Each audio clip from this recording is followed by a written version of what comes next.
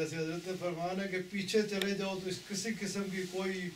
منافقت کوئی فرقہ واریت نظر نہیں آتی، سب کا رخ مدینہ پاک کے طرف۔ قرب قیامت فتنے فتنے فتنے، آپ علیہ الصلوۃ والسلام نے خوشخبری دی ہے۔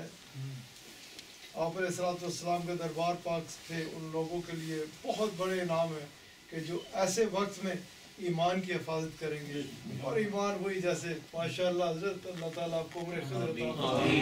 انتہائی خوبصورت بیان، خوبصورت ترین